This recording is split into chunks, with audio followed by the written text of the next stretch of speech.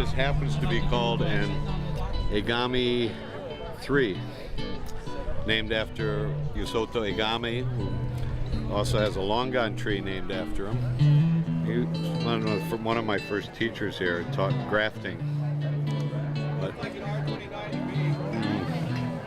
another video. Well, this is an event that's our third annual Hawaii Avocado Festival. And we're really pleased because avocados in Hawaii are some of the best avocados that are grown in the world. And unfortunately, 101 years ago, we had a shipment of avocados go to the mainland, 1908, and they were found to have fruit flies in them. So as of that date, avocados have been banned to be shipped to the mainland. So what we're attempting to do is to enliven the magic of avocados, especially here on the islands. Hawaii has some of the best avocados in the world. They came here in the late 1700s with whalers, sandalwood traders. Basically, I used to say, kind of as a joke, but kind of true, is that all these people came here to trade with Kamehameha the Great, and they kind of threw out their garbage, and it grew. You know, they had picked up avocados in Mexico and South America and Central America and ate them on the voyage and came here. And then later and up into the early 1900s, they sent plants here as an experiment to grow. So we've got a cross-section of a lot of, over 200 registered varieties of avocados and just thousands of seedlings. And some of these seedlings are very good too, and they need to be further examined and evaluated, see how they grow at various elevations. Sometimes you never know. So when you open, this is a Mexican avocado, but when you open that, you know, it's pretty good. And this is ideal for a seed. If you were going to plant seeds and graft them later in the ground. But,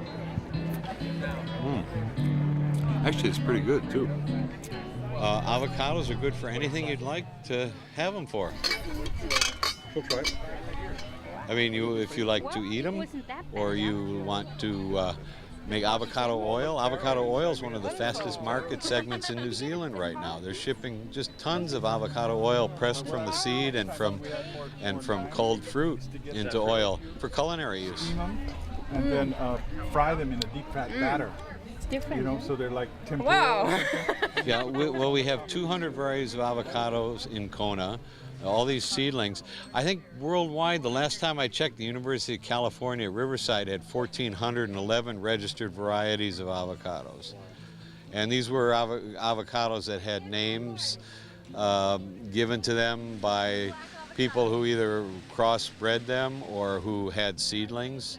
I mean, a lot of our avocados were isolated here by some of the first Japanese immigrants. So you'll see names like Yamagata, which was named for Heiji Yamagata, or you'll see ones for Masami Ohata, and one is called Masami and one's called Ohata. Ohata is a great one. Ohata in a good year with a lot of rain, it's like a soccer ball.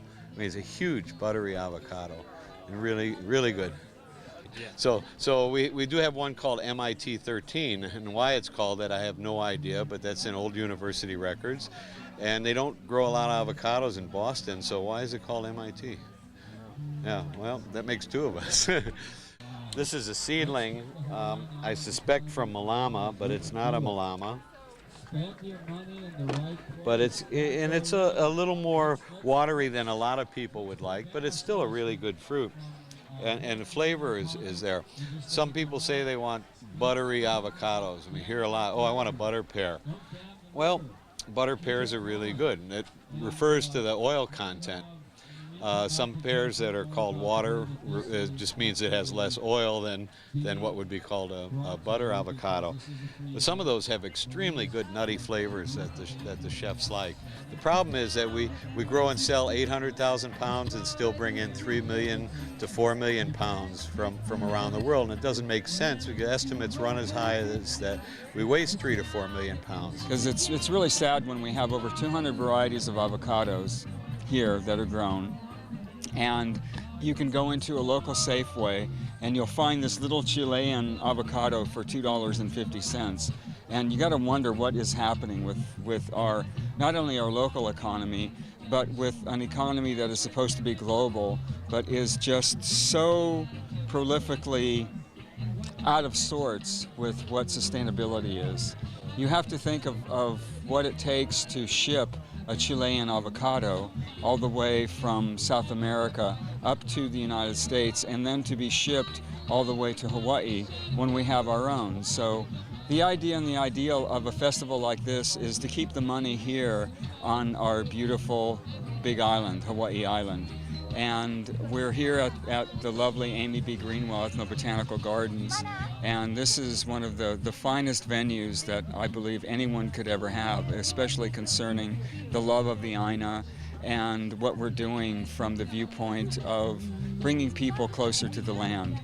And we have to focus on reclaiming our local markets, but at the same time it doesn't hurt to look for export markets for Charwell and Kahalu and some of the other ones. Now the feds complain we don't have significant fruit fly data, so they tell us we can't ship. Well, we don't have fruit flies weren't found in the avocados because fruit flies don't bother healthy, ripe avocados on the tree. So it reeks of politics. So hopefully we'll be able to ship soon, and now that things have changed in DC, and it's definitely a good fight to pursue. And all the growers could use all the help they can get.